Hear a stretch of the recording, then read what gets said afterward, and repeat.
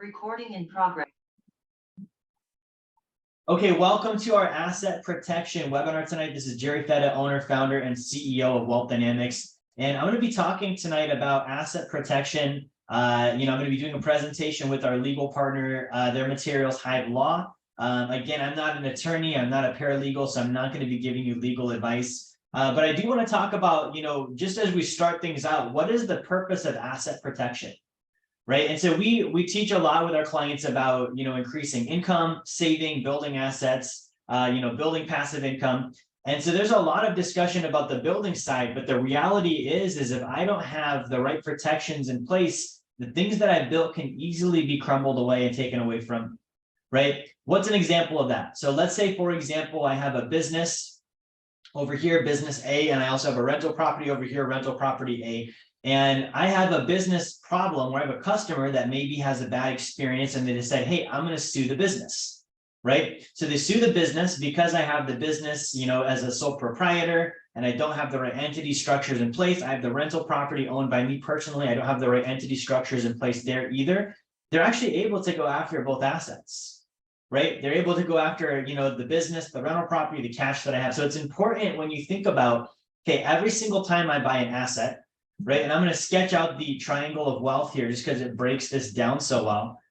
Every time I buy an asset, I want to have protection for that asset, right? So we have earn, we have save, and we have invest, right? So when I'm earning, this is an income source. Okay, this is an income source. When I have an income source, if it's a business, if it's an investment, if it's something that's other than a W-2 employment job, I want to have an asset that protects my income source. Okay, when I'm saving, if I'm saving in stores of value, okay, oftentimes I want to have assets, legal structures that protect my assets here. Okay, when I'm investing, if I'm investing, it doesn't matter, real estate, equity and health, gold leasing, small business investing, it doesn't matter what it is, I should have entities that protect and separate my investments, right? And so what that does is it makes it to where there's a veil of separation between each of these items. And so if there's a liability attached to my investments, the liability cannot bleed over and impact my personal income sources. It can't bleed over and impact my savings. It can't bleed over from these and impact my investments. It keeps them all separated. Right. So it's very important to do that. There are also tax planning and tax reduction strategies that go along with some of these entities. We're not going to get too much into that tonight because I really want to focus on the main message, right, on just the asset protection itself. But there are benefits, right? When you're setting up an entity or a corporation, you're going to see that you get different benefits from that you might not get elsewhere. Okay, now we have Sean in. We'll go ahead and pick up with Sean here. You're going to see different benefits that you might not get as a sole proprietor. You might not get as just an individual filing. So without further ado, I do want to bring Sean Walker in here and make him a co-host and get him started here with our presentation tonight. Jerry, how are you doing? Hey, Sean, I'm good. How are you tonight? Let's get that video going here. Awesome. I can see you. All right, good. So guys, this is Sean Walker. Sean, it's great to see you tonight. I was about to get the Hive Law presentation started myself. I'm glad you jumped in. So Sean is our partner with Hive Law. And so we do a lot of business with Hive Law. We send a lot of referrals over there. The whole focus of tonight is going to be asset protection. And so I want to have Sean jump in with a presentation. He's going to go over on just different asset protection strategies. We also want to leave this open for some questions and answers. And then again, guys, if you're tuning in tonight, our offer is going to be a free consultation with Hive Law. I've got a QR code here. So I'm going to share my screen so you guys can see this really quick before we get started. You can use your phone camera to access the QR code, or you can go to hivelaw.wealthdynamics.com. And you'll be able to schedule a free appointment with Hive Law and with their team to talk about asset protection, estate planning, and some of the different items we're going to go over tonight. So don't wait to the end of the webinar. Go ahead and schedule this now. Sean's calendar is going to book up fast, so first come, first serve. I want to leave this up for a second, but Sean, while this is up, can you give a quick intro just on yourself and on Hive Law before we jump into the presentation? Absolutely. Thank you, Jerry. We had a live deposition in the firm, and we just got out of that. So I'm sorry I'm a couple minutes over. That's life in the law firm, though. So we had a whole office full of folks in our deposition. So, but yes, I have been with Hive Law for about 12 years now, and I am the general manager. And really excited about doing the presentation. I've got some introductory slides that kind of go into some history on the firm and what our services are and a little bit more about me, and really excited to jump in.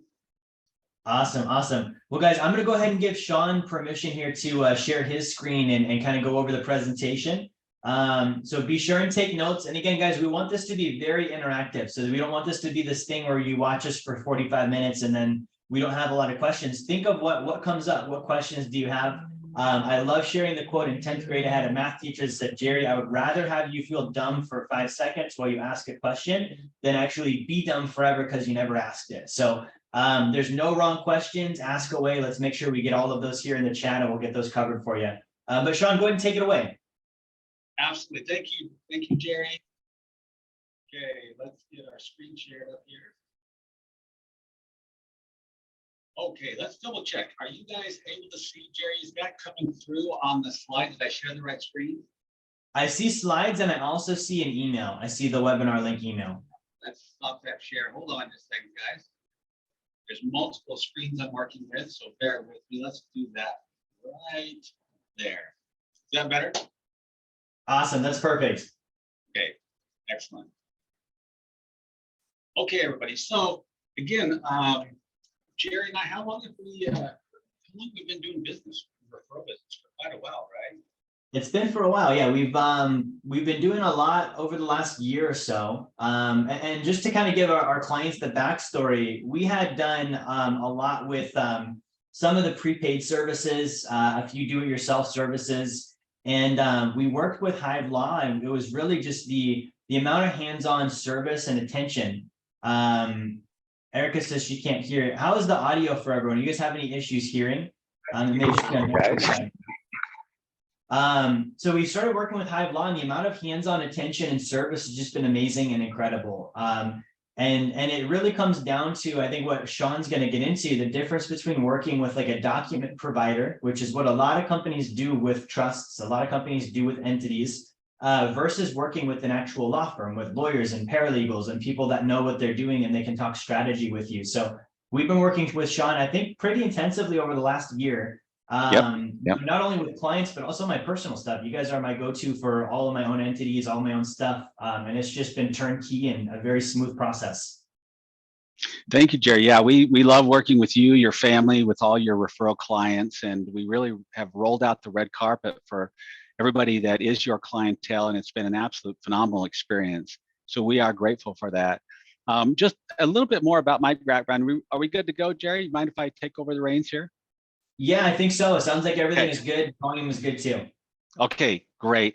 So I'll just put on my headset so you get a little enhanced sound there, if that doesn't make me look too nerdy. Guys, I grew up in Washington State. A little bit about my background. Ended up going to school in Utah because I love skiing. Ended up staying here, meeting my wife. 5 biological children we just adopted a couple years ago, and redid my estate plan and will and trust and everything like that. So that was great to go through. My wife's an educator of 25 years with 3 degrees, including a master's degree. So I really married up on that one, Jerry. So really grateful for her. And guys, our focus, the reason I bring up my background and family and things like that is our focus is really family first, helping you create a solid foundation there and protecting your family assets. And then we focus on your business, okay? And this particular presentation, you guys, we focus on enhanced asset protection strategies, not just the crazy stuff that you might see on YouTube and you're not sure if you can legally do it or it sounds too good to be true.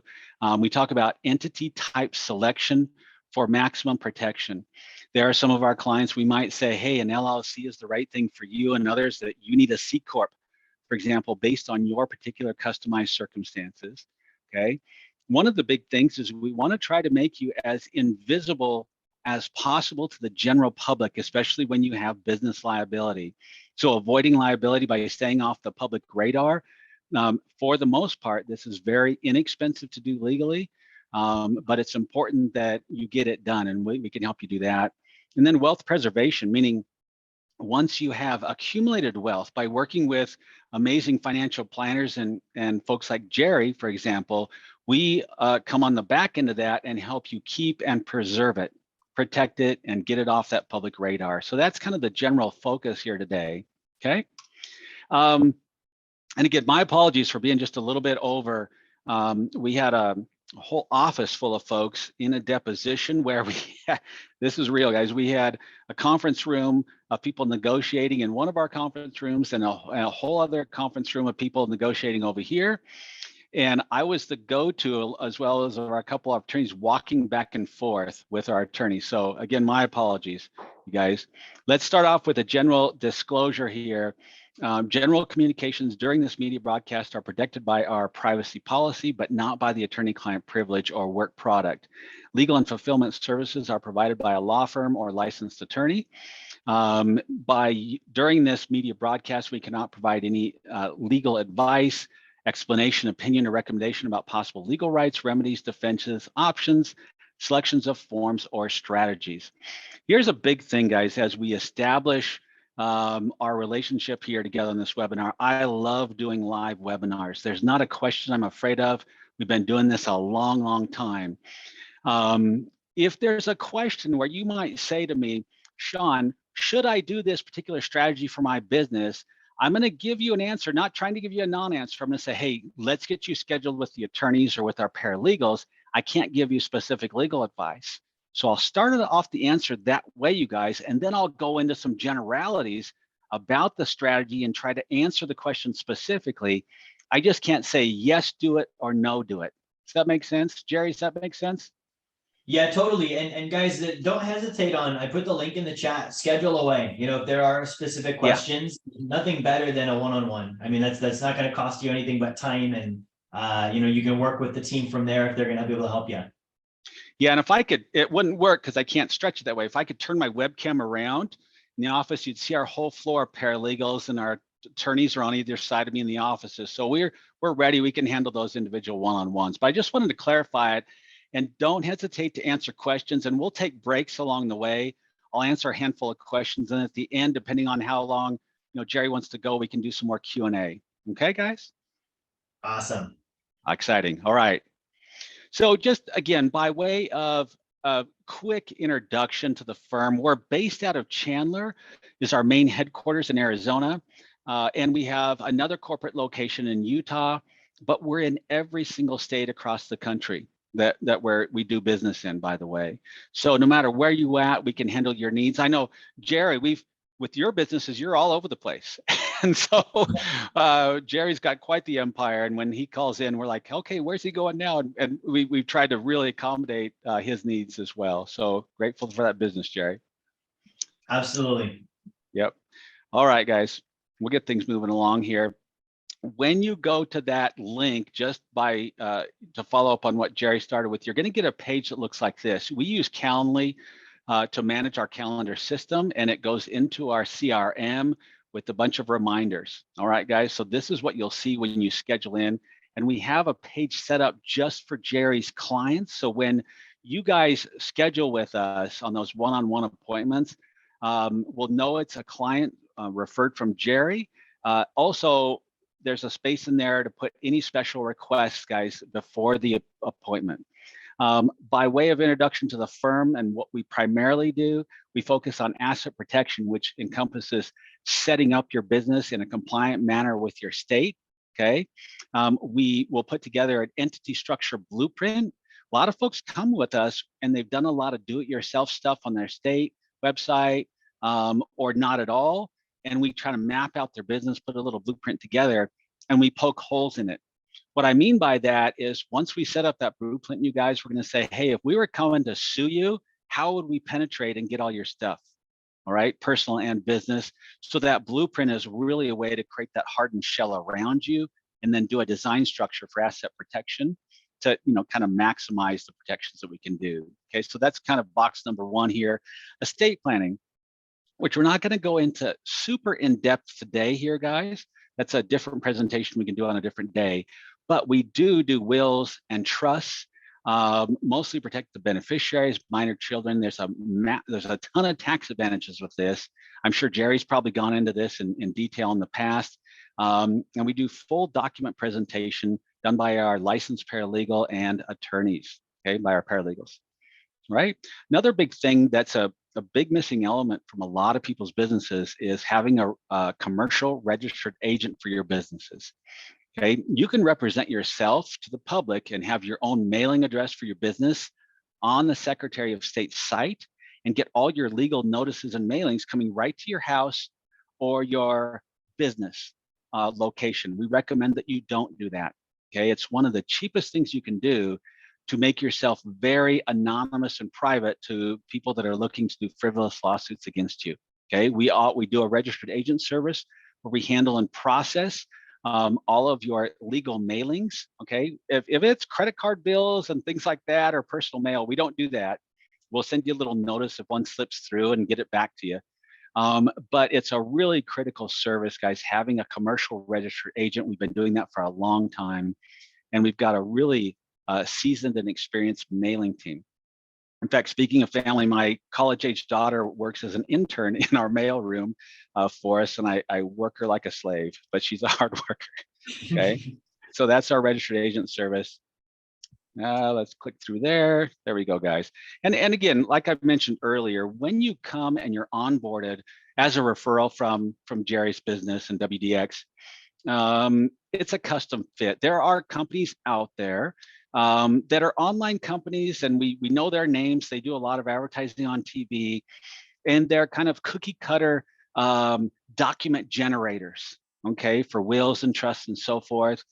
And they'll have you do a basic questionnaire. Then they produce a document from the fields that you put in. And the whole game there is, if you have any legal questions, they upsell you to attorney time. So they sell that lead out to a local attorney in your area that hopefully has been vetted.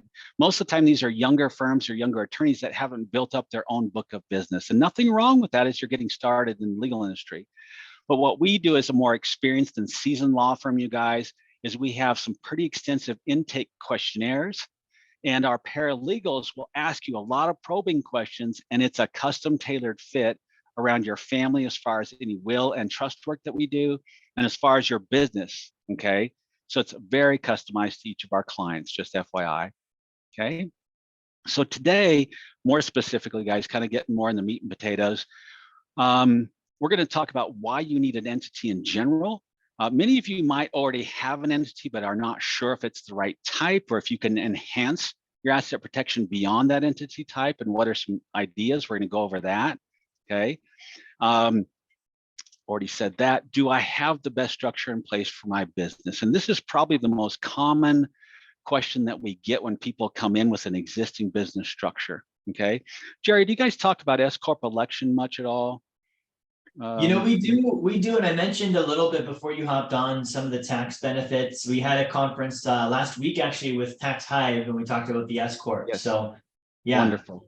I'll be going into that again a little bit here today, and I know that it's a topic that continues to come up because it's tax season, okay? But I want to talk about that, and we're going to kind of dispel some myths about what it is legally and what it is not, and then how it gets treated in the tax world. And that's a whole different discussion on the tax side that we don't really get into. But I just wanted to clarify, a lot of times when people see this slide, they don't really see, well, hey, there's not, a lot of talk about S-Corp on here. We're going to get into that too, okay?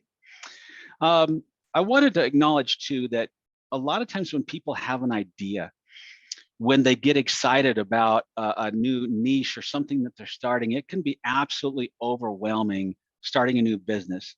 I remember when we started, I have rental properties that are my retirement portfolio. So I have a whole other business that I've been doing for about 20 plus years that I have about 17 doors, okay?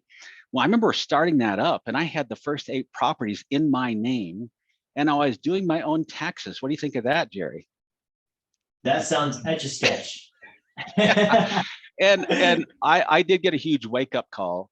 And again, this is very humbling to even confess to you guys, but when I had about 8 properties, the first 4 I put in my wife's name.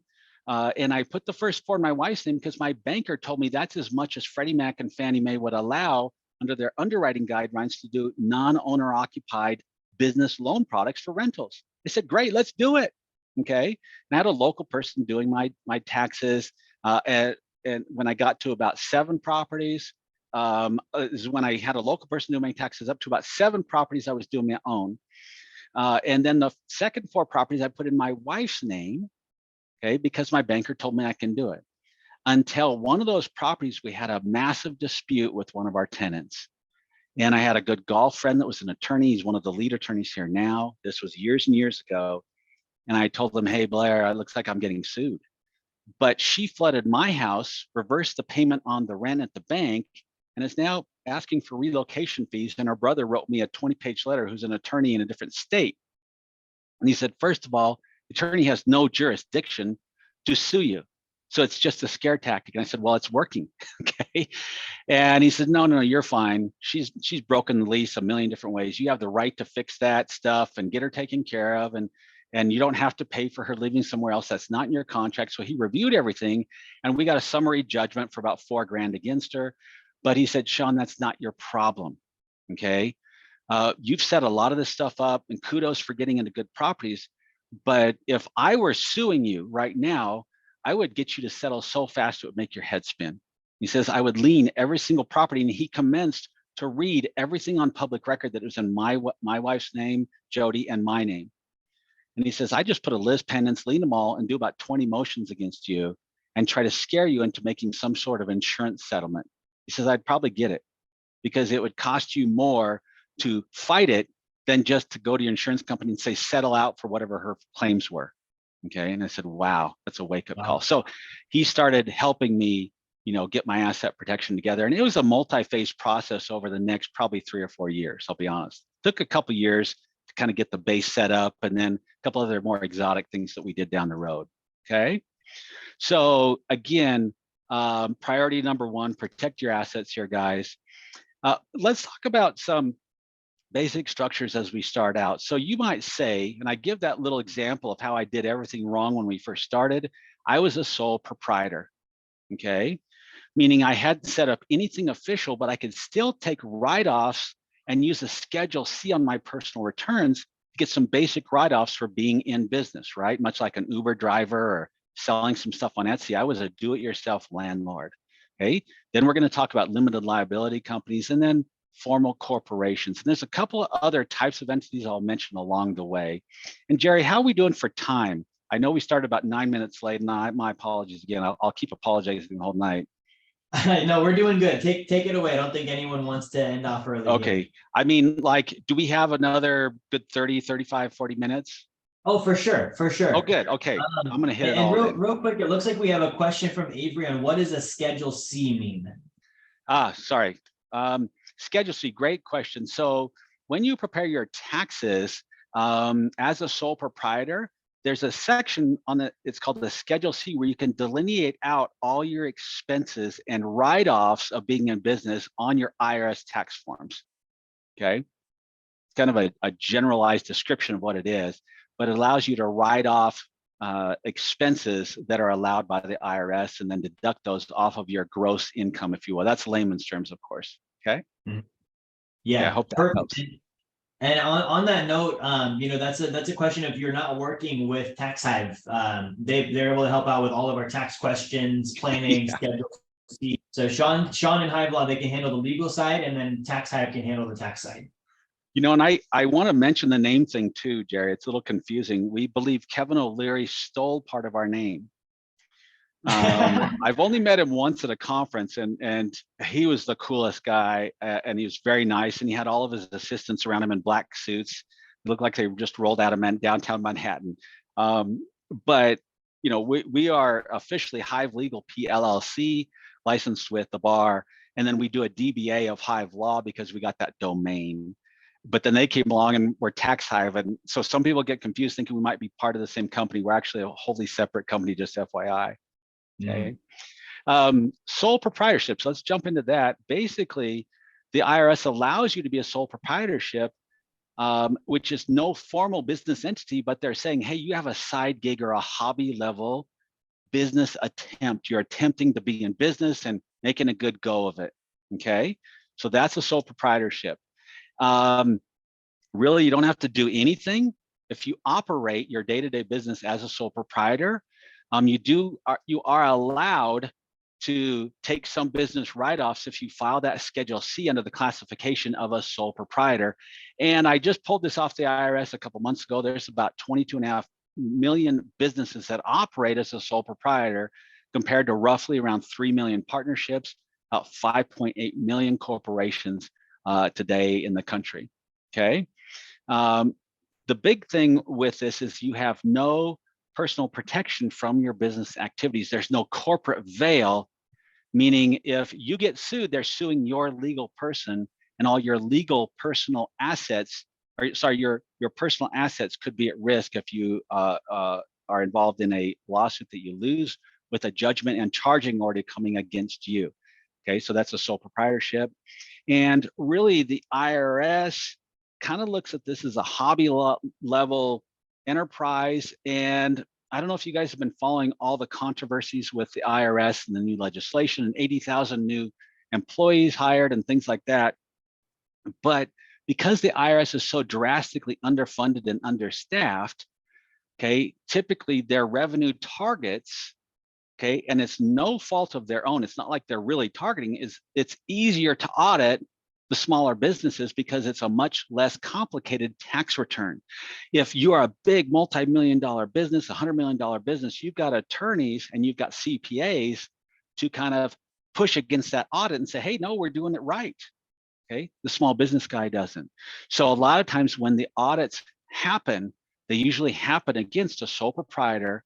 Okay, you're about 700%, and this is according to the IRS, more likely to be audited as a sole proprietor than just say even a W-2 employee, let alone a legitimate business. Okay, so I'm not going to read all this to you guys, but it's a dramatic.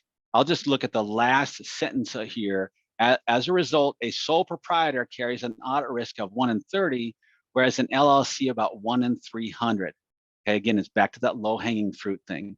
Okay, it's about 90% less likelihood statistically, okay, of an audit. I've never been audited. Okay, knock on wood. I just jinxed myself, Jerry, I'm sure. Okay. I will give you a confession, and this goes back to your comment of get a competent CPA, especially as you're really in that growth phase of your business.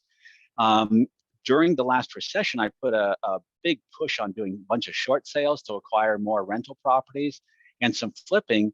I was still in that phase of doing my own taxes. In fact, I didn't have a good tax person at all at that time. Actually, I just transferred over, and I underpaid by about $23,000 in 2010. And when I went to a more reputable firm, which Gene Bott has transferred over from that firm, he's one of the CPAs with Tax Hive. They said, Sean, you need to amend your returns from 2 years ago. It looks like you underpaid and you'll probably owe some penalty. Now, I could have just let it ride, but I didn't want to have that hanging over my head. And so I amended voluntarily, paid the difference. That was a huge, huge lesson. Okay. So again, don't mess with the IRS, get competent CPA guidance, but also make sure you've set up the appropriate legal structure to avoid and minimize any tax liability exposure and audit liability is kind of the first message of today. Okay. Let's also talk about some of the liabilities operating as a sole proprietor. As I said, I don't know if we have anybody from the Pacific Northwest here today. It's where I grew up, but I pulled this story specifically because it was from where I grew up. And this was a case that happened several years ago, but sad case. There's a rental property in Tacoma, just outside of Seattle, that burnt down. And here's the specifics of the case. And I follow a lot of cases like this, guys. The fire started in the basement, okay?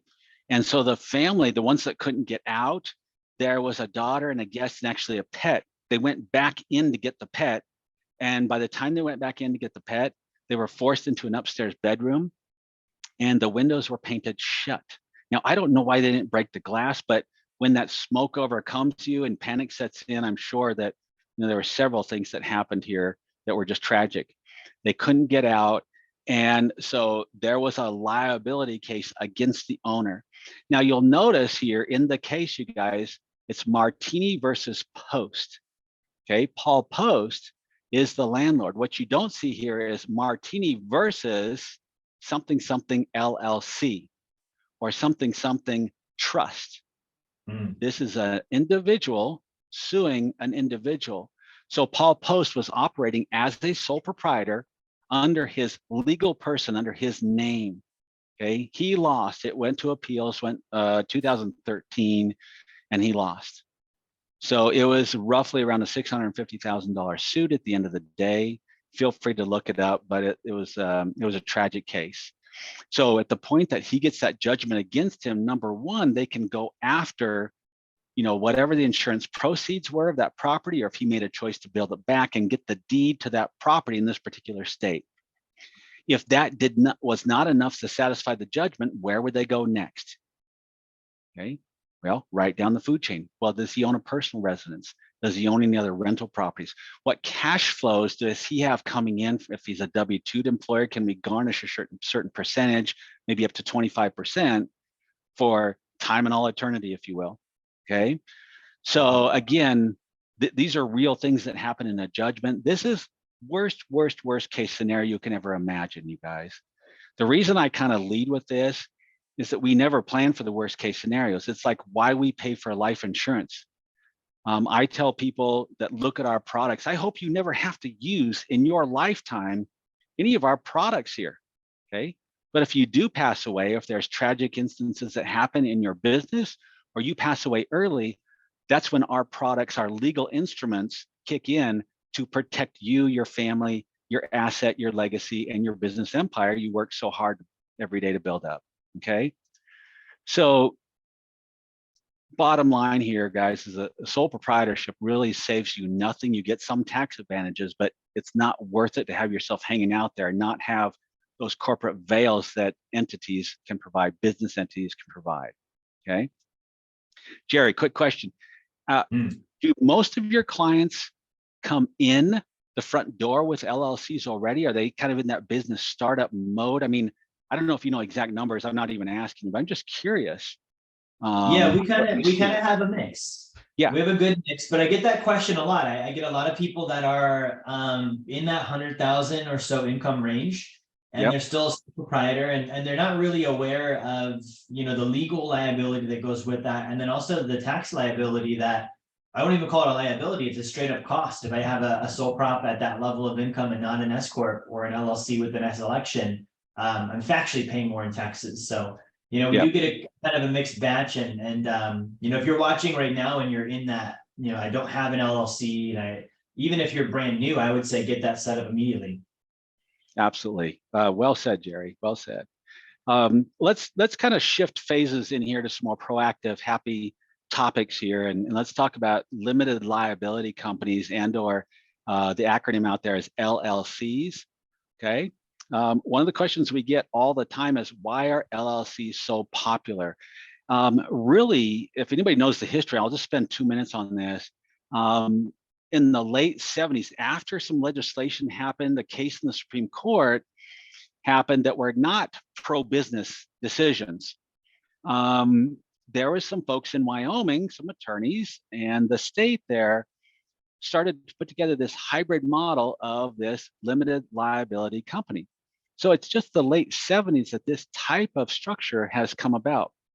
And it's really designed to provide the limited liabilities of what you might get with a full-blown corporation, which is more expensive to set up and maintain. And as Jerry mentioned, the tax efficiencies and operational flexibility of a partnership. And the IRS doesn't have a specific LLC designation. They will tax you if you're a single member, what we call a disregarded entity. We're going to throw some big words out there, okay? A disregarded entity or a sole or single member, they're going to tax you like a sole proprietorship, okay? But you still get the protections in the corporate veil of having a real business set up. I hope that makes sense, you guys. Okay, so if we set up a limited liability company with your state, and you're officially now a real business in the eyes of the IRS, you'll still get all the nice tax write-offs and benefits, but now you'll have that corporate veil that protects your business activities and liabilities from taking all your personal stuff. Even if you lose a judgment, they can't come take your personal residence. That's just in general terms. We're going to dig into that even more here. Okay. Let's give you a little bit more detail and the logistics. They're formed, LLCs are formed in the state where you're doing business by filing articles of organization. And a really common question that we get is, well, what if I drop ship? What if I have a consulting business where I never, and I have people I consult all over the country, maybe even internationally, do I have to set up a domesticated LLC within my state? Depending on the state statutes, the answer might be no. Maybe you can set up in a different state that has more privacy and anonymity. That's always a possibility. Each of our paralegals has a big matrix that we spent years developing. Okay, it's a huge spreadsheet that we have up on our server that they can pull up, and they can pull up any state. And we have all of the types of business activities for your state pulled up by state law that would or wouldn't require that you have an LLC within your state. So let's say you call up tomorrow and you say, hey, I'm in Arkansas. And our paralegals are going to say, well, what do you do? Well, I sell something online. And they'll say, okay, great. Do you make it and ship it out? Or do you have it, do you sell it and then it's shipped from another location? Well, no, I make it and we sell it, we send it out. Okay, well then you've got to domesticate according to Arkansas statute in the state, because they want to get their pound of flesh on the state taxes as well. If you don't do it that way and you get audited by the state, they might come back and say, oh, you owe 7 years worth of back taxes and a bunch of penalties. So number one, we're not going to give you specific tax advice, but we're going to say to be legal and be operating this particular type of business in the state, here's how you set it up legally to avoid liability down the road. Okay, so that seems like it's not that big of a deal here, this one little slide, but it's actually a huge deal that you set up the right foundation from day one based on your business type and the state laws in your particular jurisdiction. Okay, we also will set up your managing members right here, and you can be a manager and a member if you're just a single person within that entity. Okay, really important that we do it right as well. All right. So LLCs are either controlled by an operating agreement, okay, or sometimes states have various forms, but the bulk of our states will accept what's called an operating agreement. Now, I will just make a quick mention. We could do an hour-long symposium just on operating agreements. Our operating agreements are tested in the court system and with time. They're not all created equal. Ours have specific clauses written in them that make it very difficult to collect from you. Okay, I'll mention the word pro rata. Okay, our paralegals will go over this with you, and how distributions are made in the event of a judgment coming against your company. It's very critical that the operating agreement is set up not off of a form template off of a website, but designed specifically for your business by a real law firm with real protections against certain things. Okay, so I'll just leave that about our operating agreement, you guys. Okay, let's talk about a little bit more detail about how LLCs are taxed. And I kind of already mentioned some of this, but the IRS really doesn't know how to tax an LLC in the beginning. So we have to self-identify with them. There's a couple different forms that our team will direct you to when we set up your LLC. One's the 8833, and that's really going to go to how many people are in your business. So if you just have a single member versus a partnership, okay, that 8832 form is critical that we get that in within just a short time after you set up your business. Or I think it's the 2553. Somebody can fact check me on that, but that's that S Corp election. Okay. Yeah. And I would say this, talk with your CPA, talk with your financial planners and gurus like Jerry, but there's kind of I would say a revenue threshold where you really want to start thinking seriously about doing the S Corp election, And that's right around that $30,000-$40,000 mark. I hear from a lot of people in the industry. Okay, just because there's a few extra expenses that you have to do annually to maintain that S corp election. Okay. We're going to cover more on S corp coming up here, guys. So here's some of the main benefits of operating as a limited liability company. They give you a ton of flexibility. Number one, to change the name, to change who's the managing member, and or to bring in partners. In a corporation, typical corporation we'll talk about, there's a lot more red tape and formalities, and it's extremely inexpensive in most states to set up an LLC and to maintain it. Let me give you a couple of examples. If you're setting up, and we have contests around the office to see who got the best memory, and I'm not as good as some of my paralegals for sure. Let's say you're setting up in Tennessee, $300 to set it up for the registration, $100 to maintain annually. Let's say it's Wyoming, $102 to register. This is setting up the entity, okay? $62 a year to maintain it with your annual renewal or registration with the state, okay? Massachusetts, $500 to set up. It's $62 every year to renew, okay? Utah, $18 to set up, really cheap. Oh, sorry, $18 to renew, $52 to set up. We can keep going all day, guys, but you get the gist. There's a few states that can be more expensive. California and Texas, a little bit more expensive because they have a franchise tax system that they'll put that little bill on you at the end of the year. However, I've had some clients. I just had a California client, an attorney that does personal injury, and his husband that's a real estate investor asked me just today, well, how do we not pay the franchise tax of $800 a year in California to maintain our LLC? And I said, with your vote, okay? If you want less regulation and changes that way, hey, it's in the state statute and the law. You've got to vote somebody in there to get it changed, okay? But then I reminded them, I said, look, guys, by operating and doing business in the state of California, you're also involved in the fourth largest economy in the world.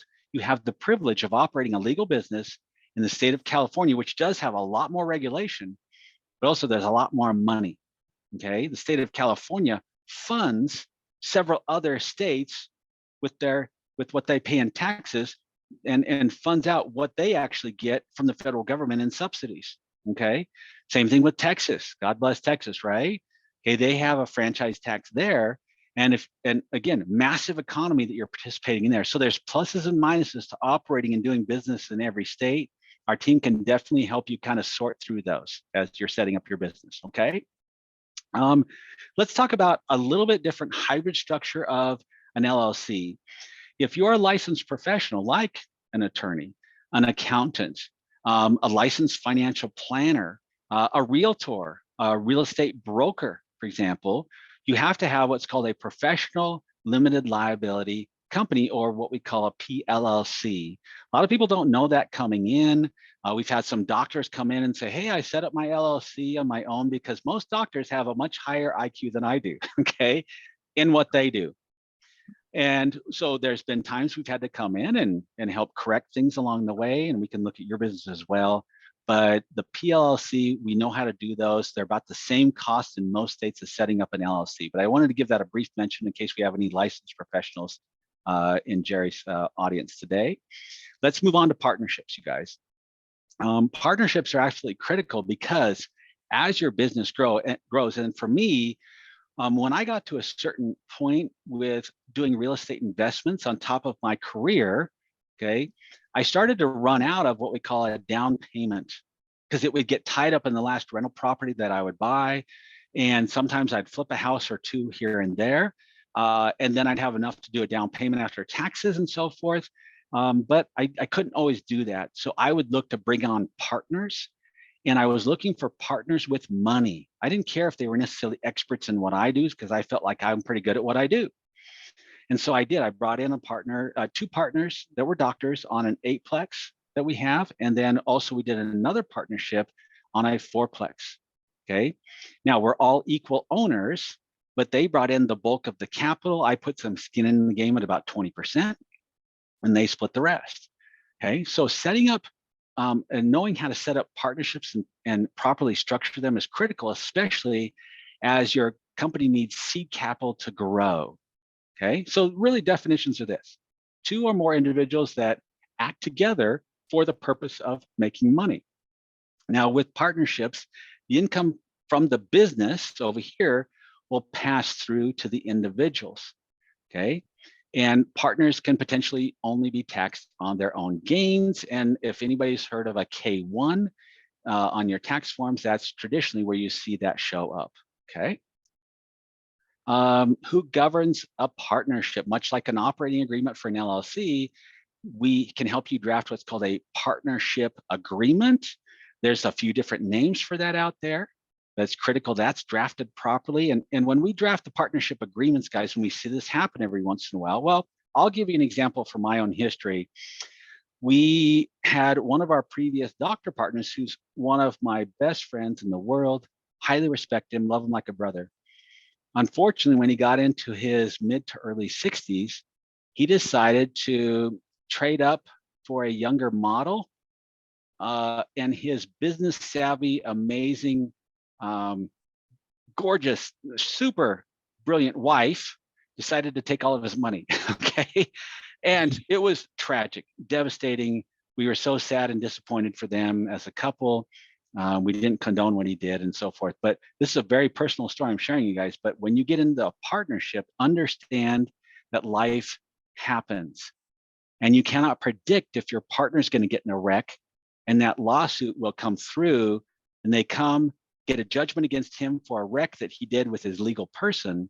And the judgment says, hey, you get awarded the membership shares in the business, and all of a sudden you have a new partner in your business. That's very real.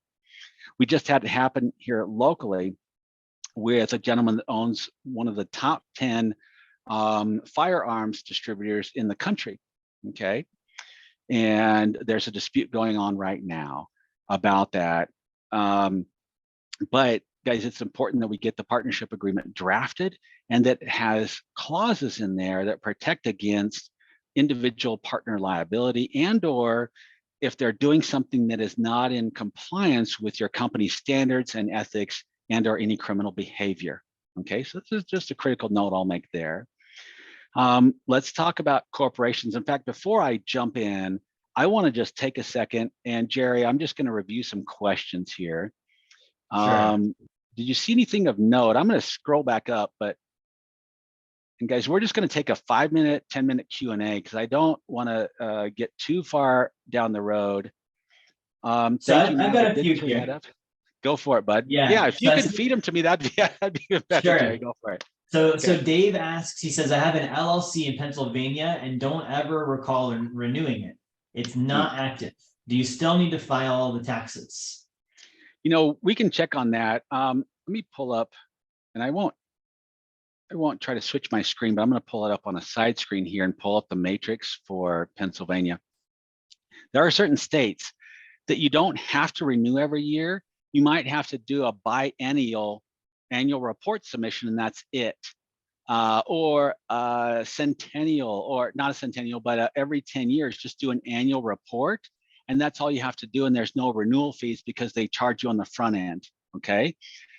Pennsylvania, the one thing I do know about Pennsylvania is it takes about 6 weeks to set up a new entity. They're backlogged like crazy right now. It's a decennial report. So the initial LLC state filing fee is $125 in Pennsylvania. The recurring state fee is once every 10 years, and it's $70 to do that. Okay. So it's a decennial, DECENNIAL. One thing I got to warn you guys about is my wife bought me braces about 6 months ago, and I can't say any C's or S's. Okay, so Jerry, I don't know if you noticed that, but we met before my braces. So anyway. Yeah, and I would say, Dave, I would go ahead and schedule with Sean and the team. If you go to hivelaw.wealthdynamics.com, and you can have them take a look at that with you personally. And then we do have a question here from Avery. Let me see if Avery actually can come on live. Avery is a longtime client. We'll see if he can mic up and ask his question here. Wonderful. One thing Avery. too. Yeah, go ahead, bud. Go ahead. We got Avery here. Avery, can you hear me? I can hear you loud and clear, Jerry. Awesome. Awesome. What is your question tonight? Yeah, so my question, Sean, when it comes to creating an entity or if you have a current entity, where's the fine line between being properly protected and not overpaying in taxes?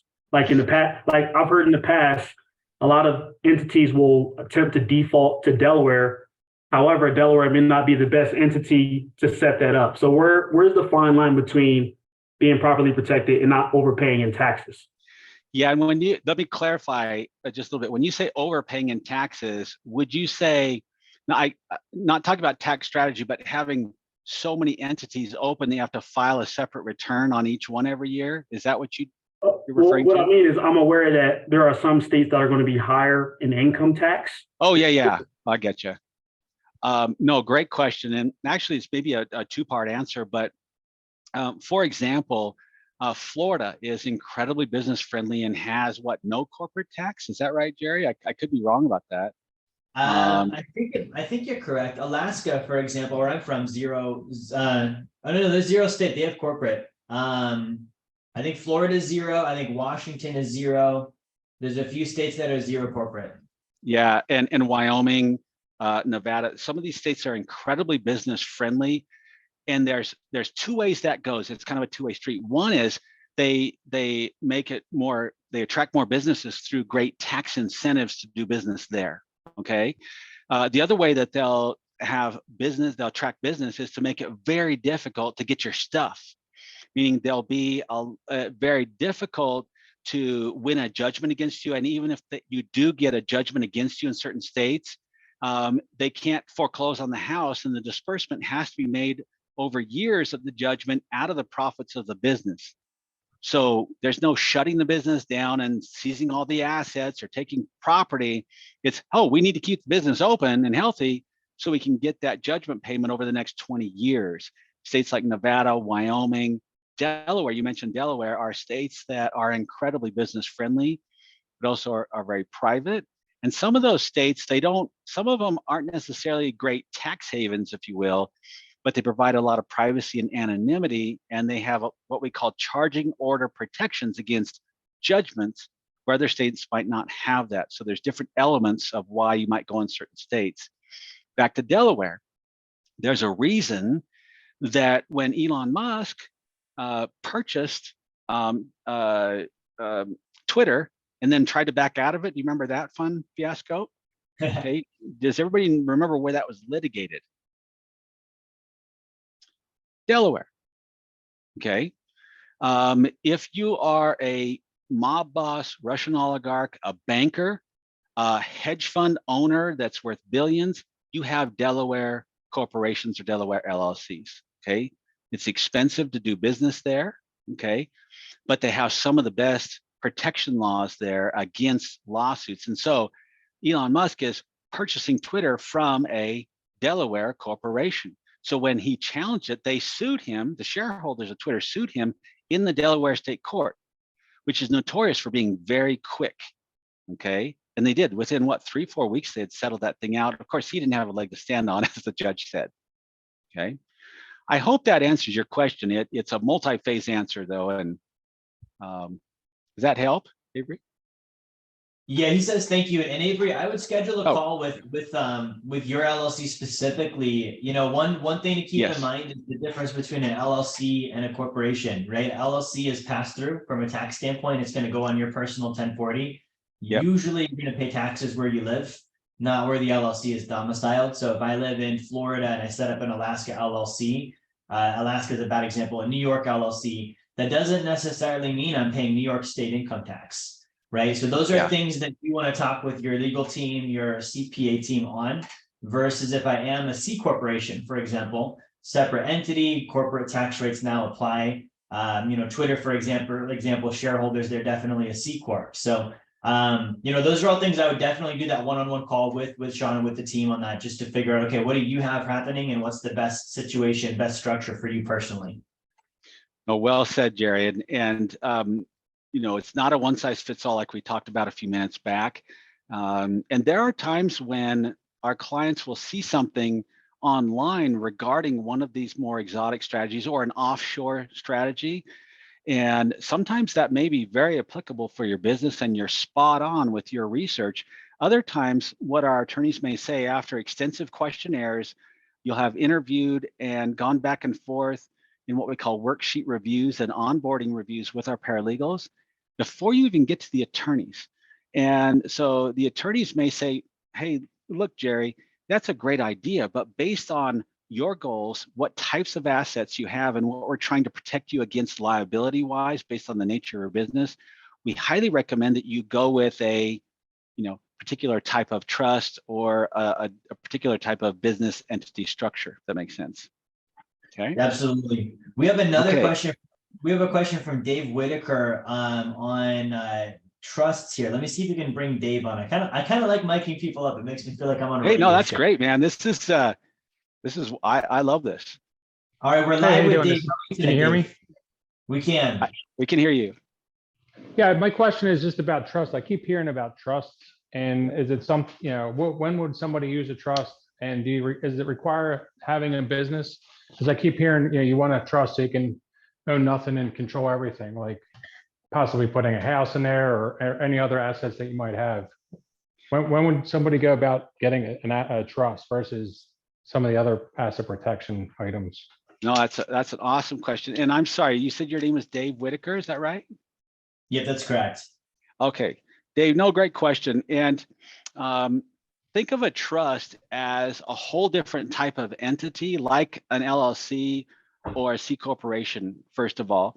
And when we talk about trust work, that's a whole different webinar, but I'm going to try to put it down into a couple minutes here. There's a couple different kind of mainstay trusts that we like to recommend to our clients. First of all, for your kind of family core assets, personal assets, we talk primarily about a revocable living trust as being the foundation. And think of it as a box. If you can visualize a box, and we take assets and we'll put it into the box during your lifetime, okay? That's why we have the word living in the trust name, revocable living trust. You put an asset like your personal residence into the trust, okay?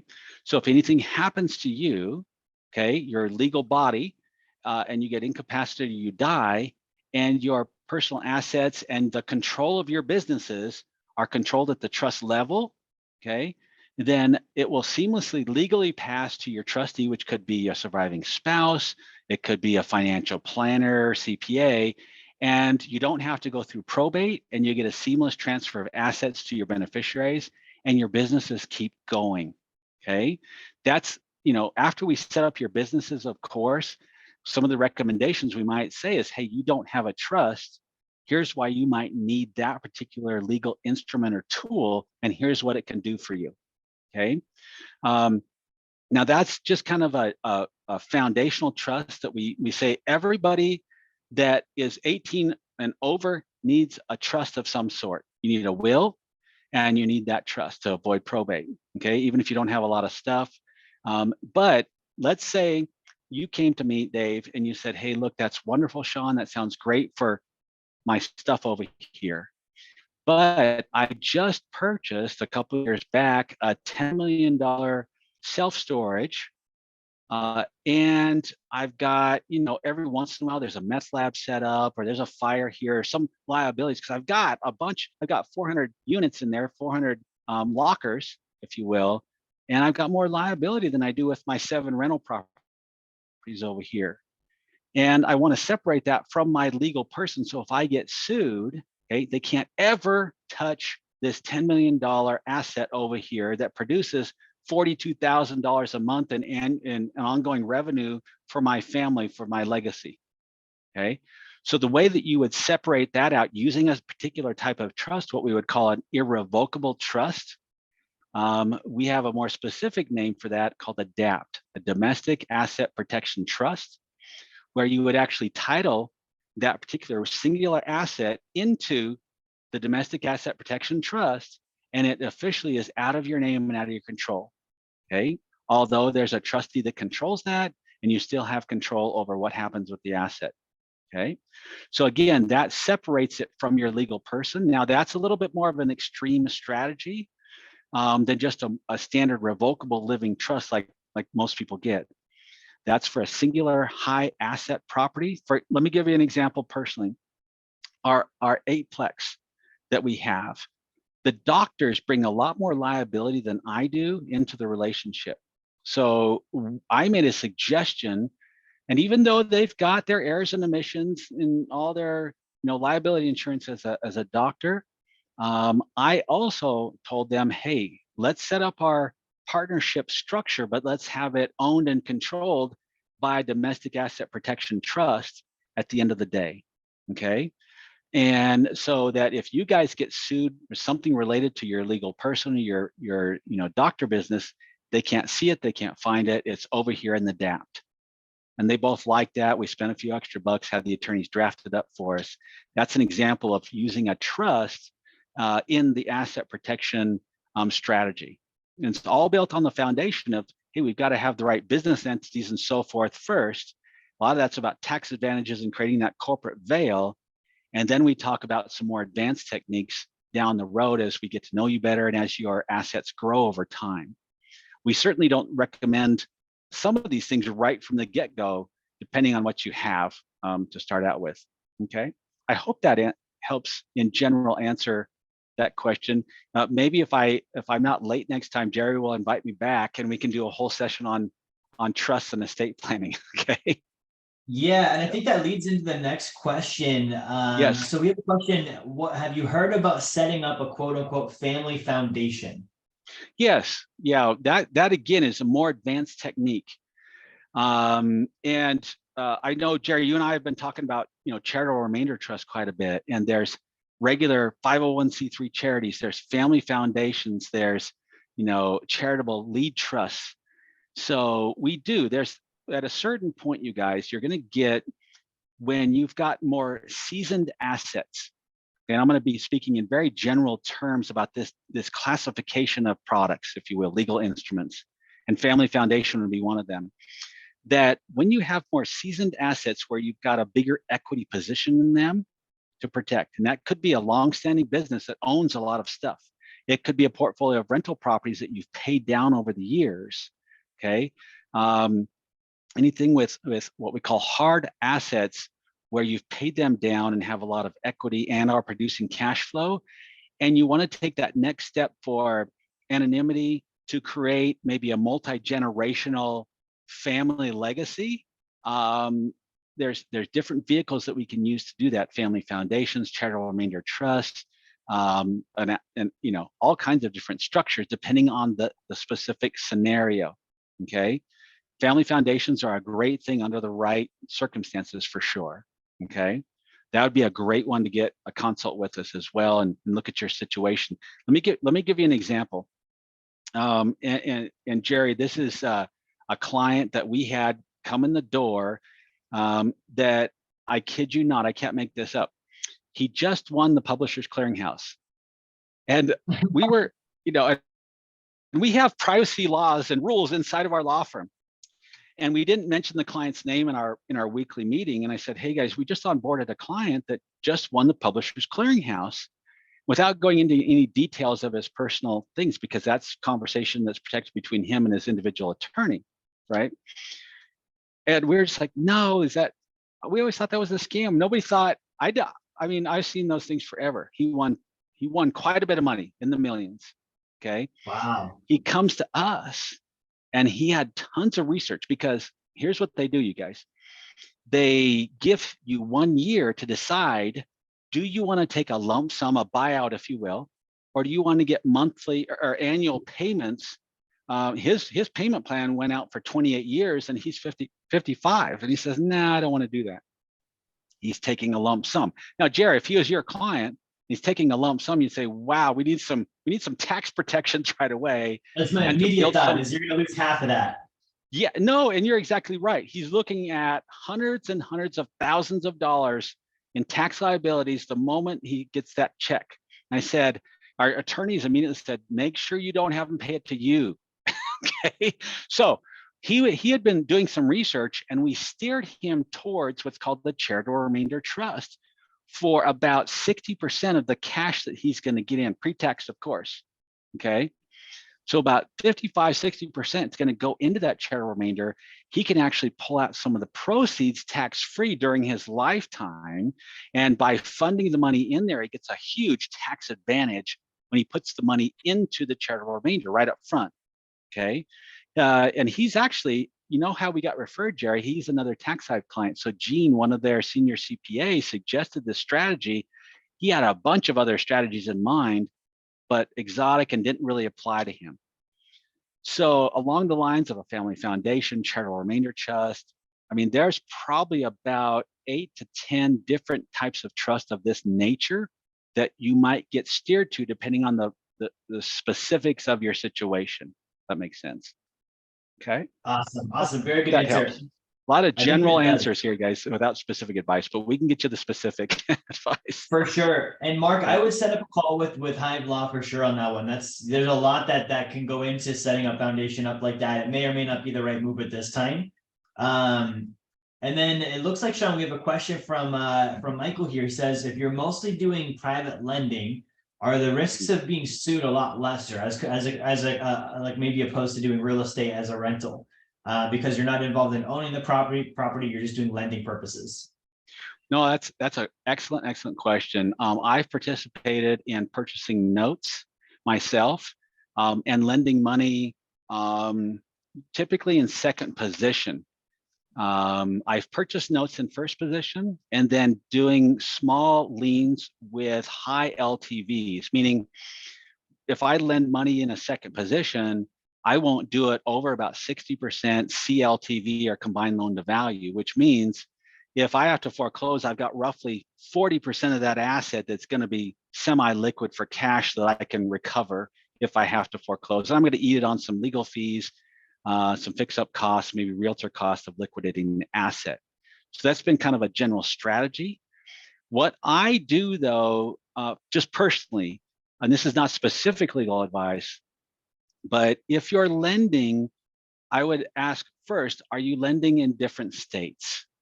Okay, I am, and for me, the lending structure that I set up is I actually went with a Wyoming LLC, because here's the thing with lending. What I found out from our tax lien portfolio when we would go to foreclose on tax liens, and if we had to foreclose on those notes from time to time, is that people will blame you for them not making their payments.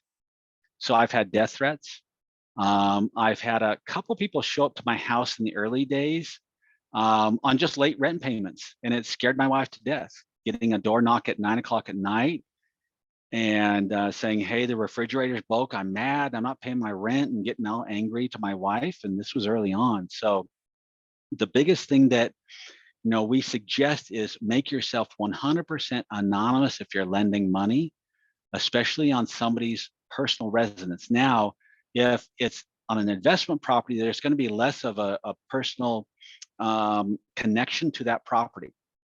Meaning, if the investor's struggling and they let the property go to a deed in lieu of foreclosure, for example, that's where you get the deed back in lieu of going through the foreclosure process, which I highly recommend asking our attorneys about if you ever have to do that, and how to build that into your contracts. Then again, that's a business decision. They're going to walk away, and you can go after them for a deficiency judgment, which we can also help you with. But a lot of times as a lender, I'd let that deficiency judgment go because I was squeezing blood from a turnip. I knew I wasn't going to get that back. Okay. But yeah, I would get it out of your name. I would have us look over the paperwork, and different states are a real bugger to foreclose in as well. So you might ask our attorneys. We have a different division of the firm that can help you foreclose. I've only had to do it a handful of times.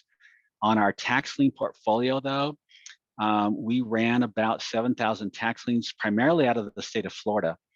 And there are some people that got really angry with us, but we would get that mail that would come to our registered agent service. So it wasn't coming to our home. And we had a Delaware Corp set up for that particular portfolio because of the higher risk factor, just the sheer volume of people we were dealing with. They would get behind on their property taxes, Jerry, which incurs a debt. And then the county or the government that would sell that debt to us. And after a certain statutory time period, we would exercise our right to foreclose on that particular debt structure, or how that was structured with the state. Much like this client, and I forgot the name, I'm so sorry, would foreclose on a note. So in that particular case, we went with the Delaware Corp, which has more of a higher level of anonymity than most out there. Okay. Awesome. Very good answer. And then we have one more question here that I see, Sean. Does Hive Law provide annual reviews to ensure the business entity, the setup, the trust, and the will remains current for life activities over the year? Absolutely. So on an entity basis, yes, you're going to hear from us almost weekly. Newsletters, reach outs from our paralegals, and we do have some automations, you guys. Sometimes that can be a little irritating. Okay. For example, when you first sign up with us to do an estate plan, the first assignment that you're going to have is to fill out our questionnaire. And until you do that, we're going to send you a weekly email for the first 120 days, okay? Until you fill out the questionnaire, and then the automation stops. The same thing with the annual reviews, okay? So for LLCs, for example, when it's time to renew, we're going to send you an email 6 weeks and a text and a ringless voicemail saying, hey, it's 6 weeks to renew your business. Call in and set an appointment. We'll have the appointment links with our paralegals, and you can call in and get that one-on-one review. Some clients don't need it, so we don't make it mandatory, but we give you the opportunity when your LLC renews every year to then get on our paralegals link, and we can do a quick little mini blueprint to see how you're doing, okay? So that's a great opportunity. That's all automated, okay? And we do thousands of those notifications on a monthly basis for all the LLCs that we monitor and maintain, okay? So yes, you'll have that opportunity, and there's a lot of automations that will give you touch points to remind you to be compliant. If you don't renew, we're going to send you a bunch of notices saying, hey, you've got 30 more days before the state shuts down and dissolves or extinguishes or expunges your LLC. If you hold assets in that LLC, that could be a huge problem, okay?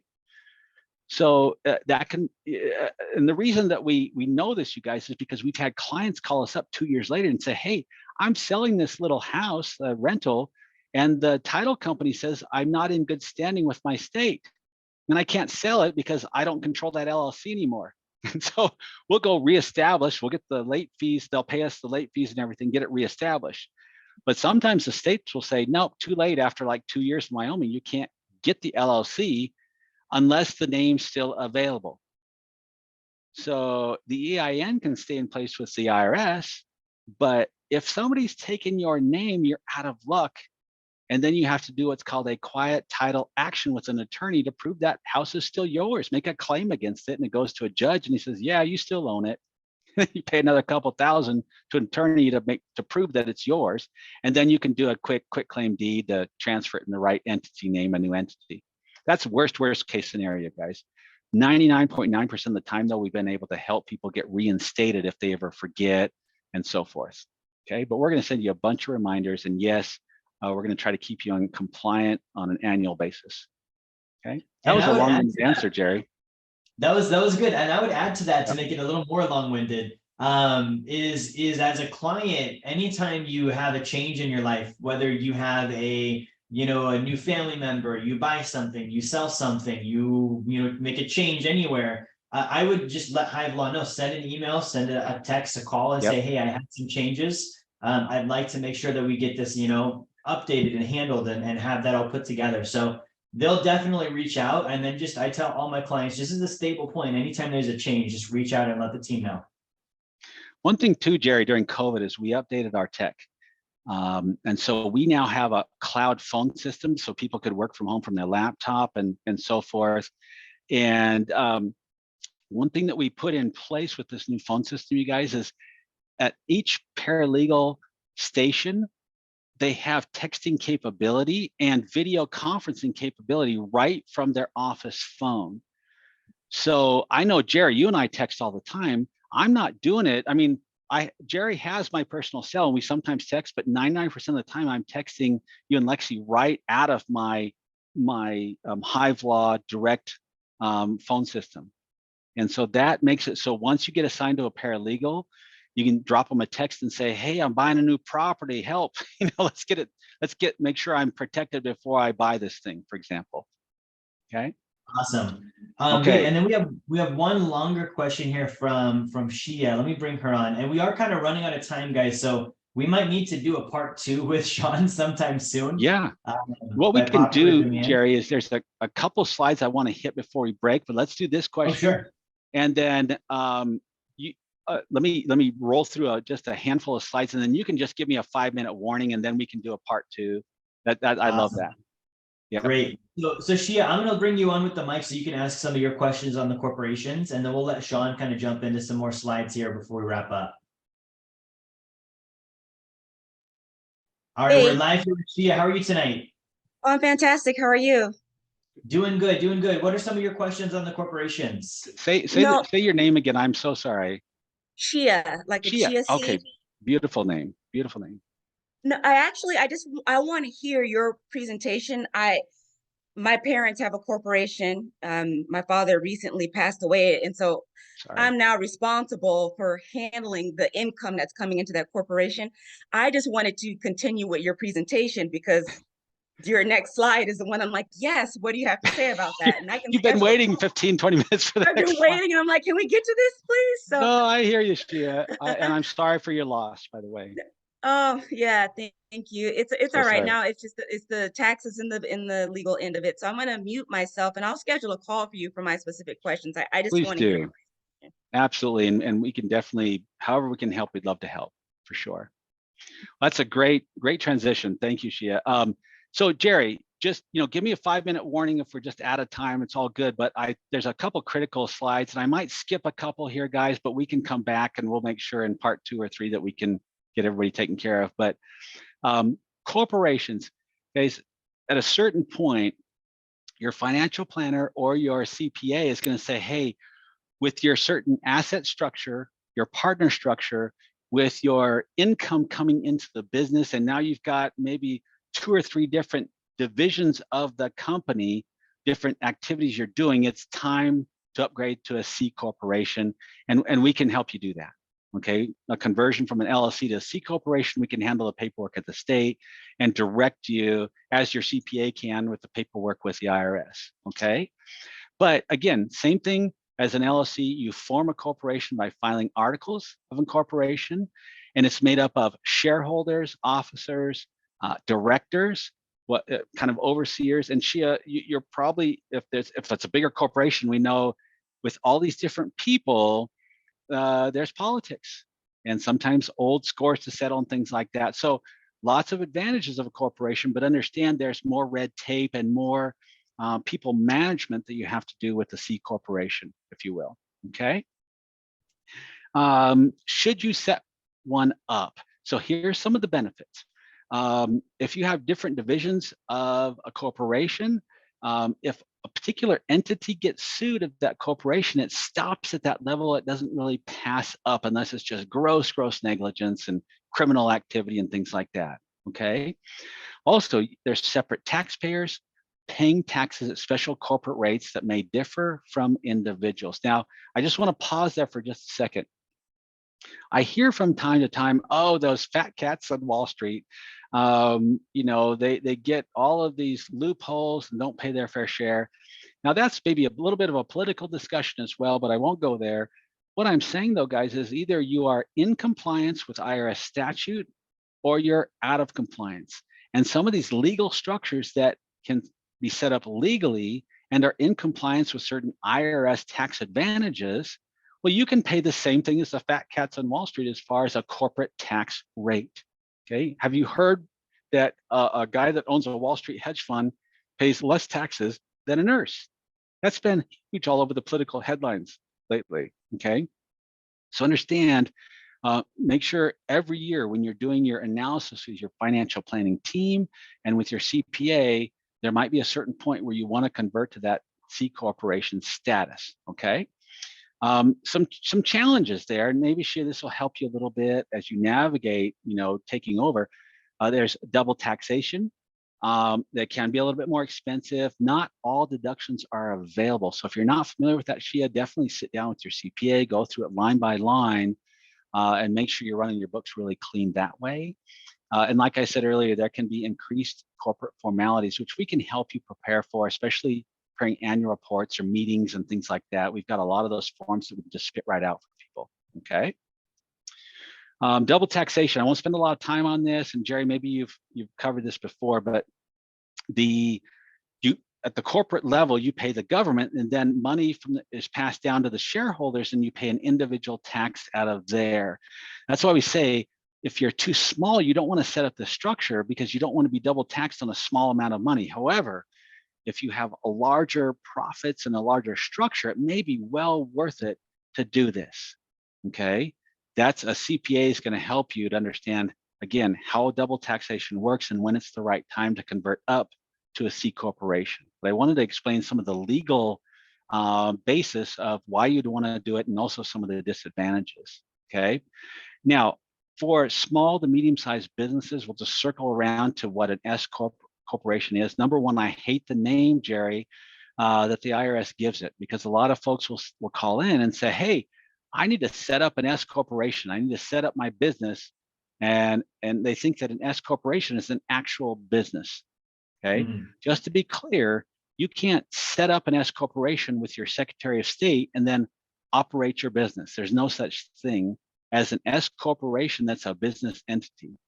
It's set up to be the way that your LLC gets taxed. So you're changing your tax status of being taxed as a sole proprietor, being taxed as what they call, the IRS calls an S corporation or an S corp election, and you get a lot of advantages, which we won't go through here, and that's a better discussion with your accountant anyway, okay?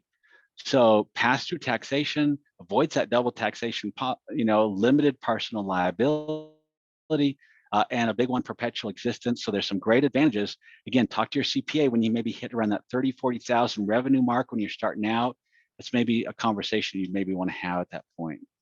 The restrictions, real quick here, guys, you can only have up to 100 shareholders. So at a certain point, you're going to say, oh, I'm maxed out and I'm growing like crazy. We did 20 million last year. It's time to go to C Corp or whenever that time frame is. It can only be a domestic business entity. It can't be international. It's got to be US citizens or legal residents, and you can only have common stock issued. Now, question that we get is, can my revocable living trust or my personal estate own common stock in an S corporation? Yes, it can. Okay, so that's a question that comes up. Let's see here, guys. Jerry, this is a good breaking point, okay? This next section is gonna go into lawsuit liability. Now, I can keep going. There's about another 15 minutes, or this would be a good breaking point. I could start off part 2 with lawsuit protection and different structures that protects against that. And then we can go into some trust case studies for the next one as well, and go over some estate planning and trust combinations here. What do you think about that, Jerry? Let's do that. Yeah, I think that'd be good. That gives us kind of an encore. It looks like we've got just some great feedback so far. A lot of people have scheduled. So let's end off after this one, and then we'll get our next one with Sean scheduled as soon as we can. Absolutely. And I don't want to miss anybody. So if we had maybe another 5 minutes or so, are there any lingering questions from this evening? And I hope that gives you kind of a general view of corporate structure, but I'm sure you probably have more questions. So we'd be happy to get you a one-on-one with the paralegal team for sure. Okay. Let's take a look here, Jerry. Anything that we didn't cover in that last Q&A session? I think we hit all the questions here.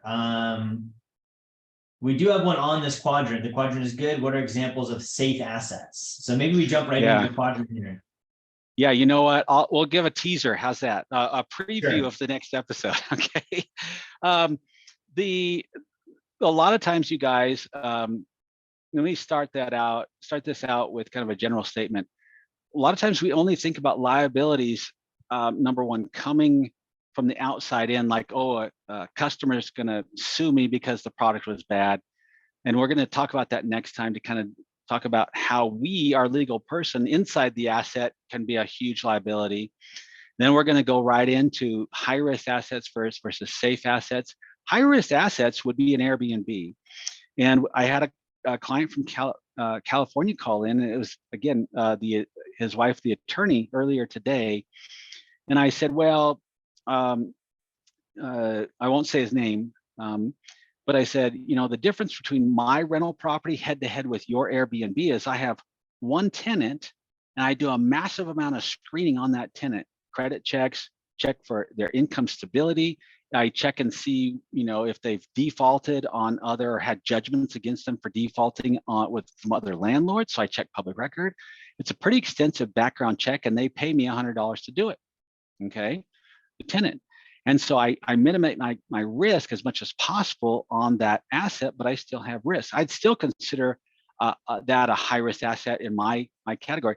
But then you take an Airbnb where he might have 150 different tenants that are short-term overnight stays. And a lot of times they're in vacation mode, or what we might call party mode, okay, where things can get damaged and easier, or they just take it for granted, or you have 150 chances for a slip and fall on your property, and so forth.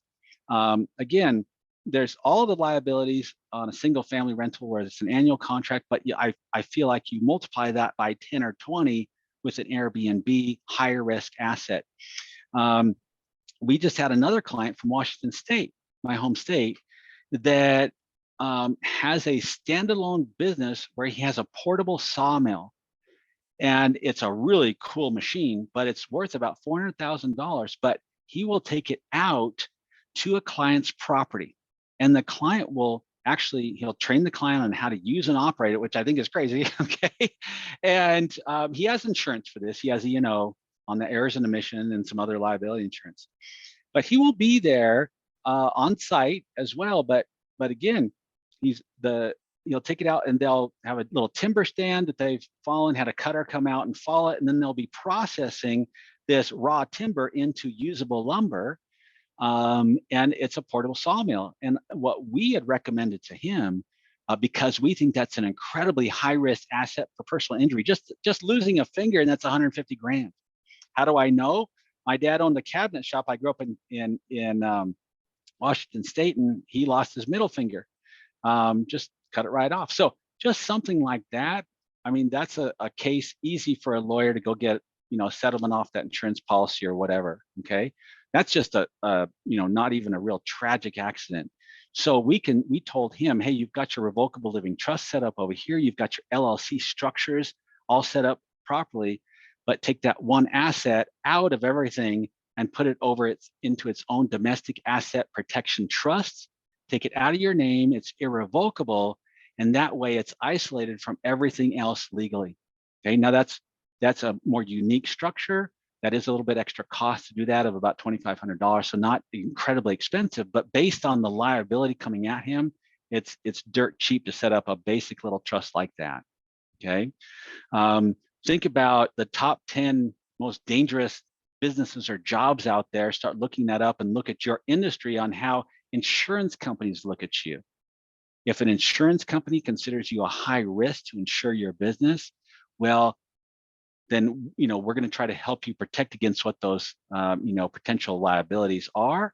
And I think a lot of this too is just, hey, we know if we have a river rafting business, for example, that could be a higher risk type of business. Okay, low risk. Hey, if you've got a crypto investment portfolio of 200,000, or a comic book collection, or a passive asset like a tax lien certificate, or a CD.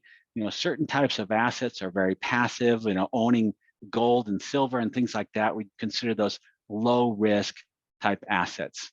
Okay. Anyway, I hope that helps, Jerry. A little preview for next time. Yeah, totally. So guys, we're going to probably wrap up here tonight. I do want to bring that QR code back up one more time, just in case you didn't get a chance to schedule with Sean and his team. So again, you can use your camera function on your phone to read the QR code. You can also go to hivelaw.wealthdynamics.com to schedule. And we'll have Sean back on as soon as we can. In the meantime, if you guys have questions, you have my email. Sean, what is your email? I can post that as well. Absolutely. It's Sean, SEAN, at Hive, HIVE.LAW. Awesome. So Sean at Hive.law. Yeah, So guys, feel free feel to free. reach out. We love answering questions. We love helping. If you have questions that you'd like to maybe prepare us for in advance for next time when Sean comes back, let us know ahead of time and we can do some planning around that too. So again, get that scheduled, make sure you get on the calendar. And I think I saw maybe half a dozen people or more scheduled already tonight, Sean. So you should have a busy next couple of days.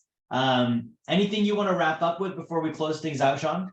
Again, at the end of the day, guys, a lot of what we talked about is just stuff. And what we focus in, again, just to wrap, to circle back around to the very beginning of our conversation, the assets, the stuff, the businesses, all that goes away after we pass, but our legacies, our family, our children don't. And at the end of the day, everything is focused around protecting what we consider priceless. That's your relationships, your family, your children, your loved ones, immediate family around you. And it really is imperative that if nothing else, you get on with us to find out what your risk liabilities are. And if you're already protected, we're not going to give you a vaccine that you don't need. Okay. And we're not going to recommend products that won't do you any good or just fluff as far as legal protections. But at minimum, get with us, find out if you need anything, and find out what protections we can do for number one, for your family, for your legal person in your body, okay, and then for your business and assets next. So there's my inspirational speech to end off, Terry. Awesome. Thank you so much, Sean. Well, this has been very valuable. We appreciate having you on. I think everyone learned a ton tonight. So again, use the QR code, use the link. I think we're going to wrap up here. We will send out the replay so you guys can rewatch this later. We'll just tune out here. Have a good night, everyone. Thank you again, Jerry. Appreciate it.